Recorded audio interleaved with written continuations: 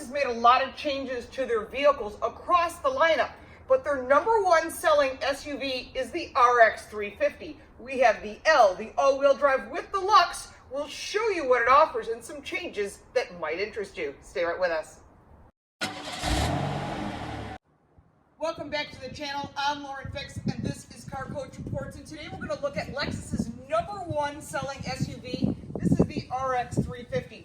We have the all-wheel drive version that is all Lux. Of course, you can get it in a hybrid. You can get it in two different F Sports as well. They've really done some improvements that may not be so obvious. So if you're really an aficionado of the Lexus lineup, you'll be able to pick those out right away. But for everyone else, I'll give you some of those tips so that you know when you're comparing the 2019 to the 2020 what the difference is. We have reviewed the 2019. You can check that out up here. Let's go for a ride. We'll give you a Car Coach Reports rating, and we'll see how it compares. There are some nice changes in the new RX350. Nothing major besides the two exterior colors, which is nice. The LED signature headlights and taillights, which are again a very nice touch. Not that it was needed, but it's certainly an improvement. The biggest changes to this vehicle is the very large interface, as well as the change of getting rid of that horrid joystick. Thank you, Toyota, for doing that. I truly appreciate it. From a performance perspective, there really aren't any changes. We're still looking at a 3.5 liter engine that has 290 horsepower. It's pretty powerful. We'll put it in sport mode. Let's do 0 to 60.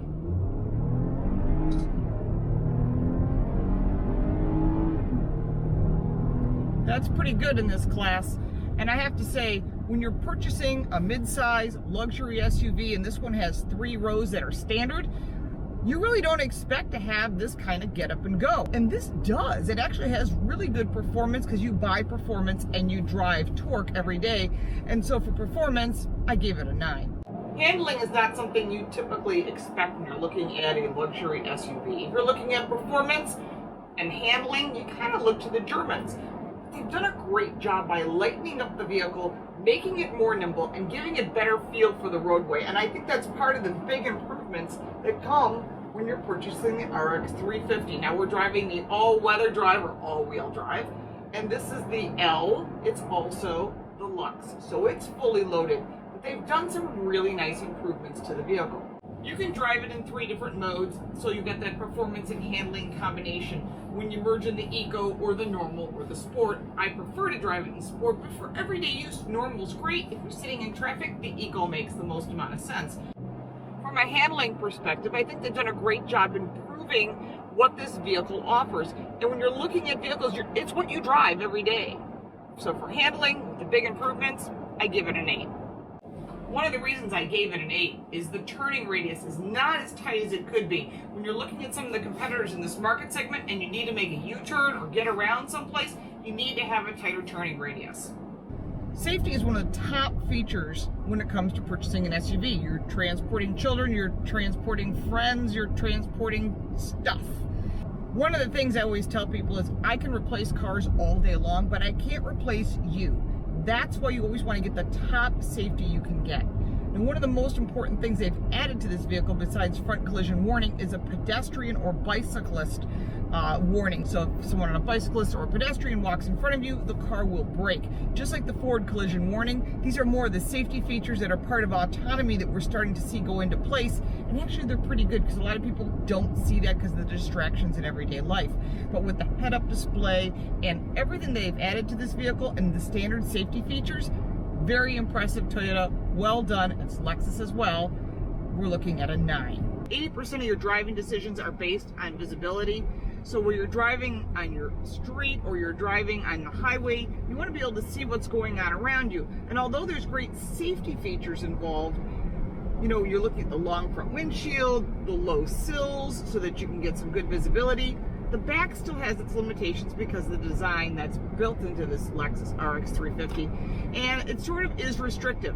So for visibility, I gave it an 8. The number one thing you should be looking for when you test drive any vehicle is seating comfort. It will never get better the longer you own it. And I always tell people, seating comfort and visibility are the most important factors. Everything else, you can figure out whatever works for you. But those are the 2 top priorities. Seating comfort on the Lexus RX350 has improved for 2020. And one of the big improvements is lumbar on both sides. Thank you, thumbs up for doing that, because when you're purchasing a car in the $60,000 range, you better have four-way lumbar on both sides, and they have done that. The seats are comfortable, they're made of some really top quality materials, and I really think that's a big asset. Let's go to the second row. The second row has a ton of room. I'm 5'8", and there's tons of knee room, headroom, and shoulder room. The headroom's a little tight, so if you're over 6 feet tall, it might be a little tighter. But the RX has a ton of room for 3 people in the back seat. Depending upon how you configure this, you can use the third row and seat 7, or you can seat 6 or 5, depending upon your personal tastes. Remember, some of us are a little bigger than others. Also note, what I really like is the center console. Not just the fact that it has cup holders, but it has heated seats, 3 stage heated seats. And in this price point, that's necessary. But they utilize the center console wisely by giving you extra storage and 2 USB connections. That's needed in today's world where everybody's getting connected. Behind the center console, there are 2 vents, and there's also 2 pockets. In the doors, besides the wonderful audio system and the screens, which are great when you have little kids, it's just normal storage, nothing unusual. But when you're comparing a vehicle in this $60,000 range, but remember, this is the all-wheel drive Lux, and the vehicles also come in that $40,000 range if you're getting the base model, keep in mind you're really getting a lot for your money. The third row is really tight. Now, if you're a child, no problem at all. But if you're an adult, you probably want to sit in the second row. Third row is great, though, when you have to haul 7 people. For seating comfort, I gave it an 8. Technology is really important for consumers. You want to drive something that integrates with your life, something that's intuitive to use. Now, in the standard Lexus RX350, you're getting an 8-inch screen. But when you buy the Lux version or the premium version, you're getting this beautiful 12.3-inch screen. Huge plus, easy to use, really nice head-up display as well. And you're looking at the vehicle as a whole as far as the gauges, the technology, how easy it is to use, how intuitive. That's really important. But then on top of that, thank you for getting rid of that stupid joystick that for some reason somebody thought was a great idea and went to the Lexus touchpad. It is much easier. In addition to that, you can add all kinds of features right here through the apps that they have. No more N-Tune system, but standard, yes. Apple CarPlay, Android Auto is standard, and I think that's really important because that's what consumers are looking for. And when you're comparing apples to apples or cars to cars in that same category, that is a really important feature. So whether you're looking for the audio with the Bluetooth, you want to connect your phone, it should be simple and easy to use. And then the apps that come in the infotainment system really make a huge difference. And they still call it the Inform app suite, but getting rid of the old system, major plus. So for technology, can't thank you enough.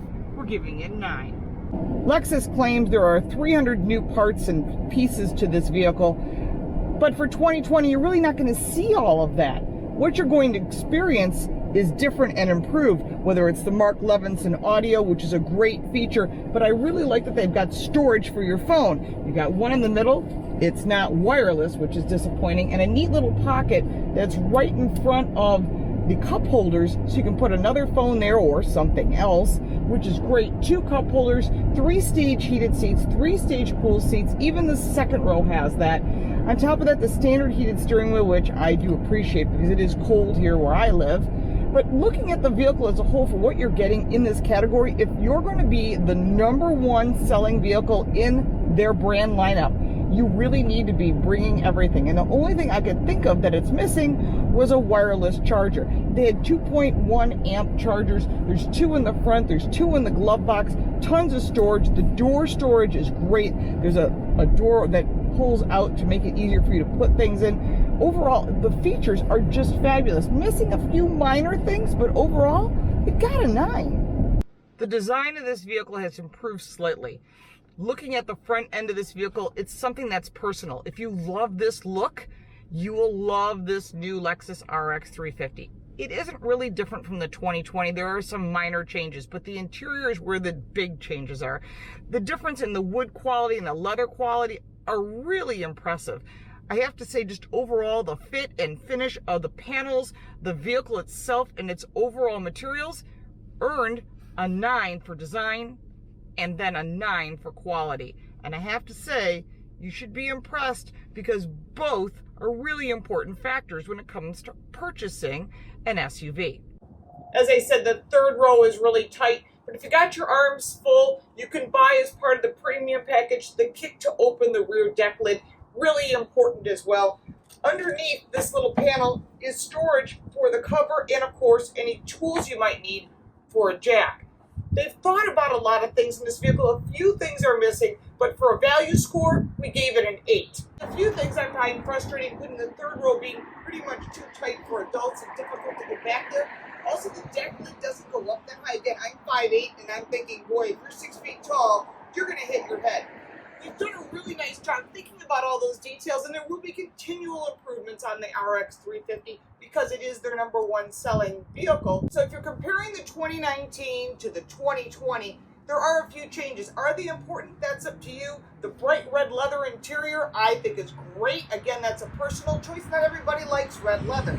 But again, are all these features enough to make a difference? You have to look at the numbers, check with your insurance agent before making that final decision, because that's where you're going to make your deal. You're looking at your monthly budget. Don't forget to add in insurance. Cost of ownership is pretty much the same. Fuel economy is somewhere around 29 miles to the gallon, or 30 depending upon how you drive, and that's really important, giving this a total Car Coach Reports rating of 85. There are a lot of competitors in this category. We have driven them all. Don't forget to check that out over here. Comments down below. If you are a Lexus lover, you love this car, you're an aficionado, I want to hear your thoughts on the 2020. Is it worth switching up to a 2020 from a 2019? And that's important to you before you make your final decision. Thank you so much for watching. Don't forget to follow us at Car Coach Reports and Car Smarts. And we appreciate your support on our Patreon page. And we look forward to seeing you next time. Have a great day.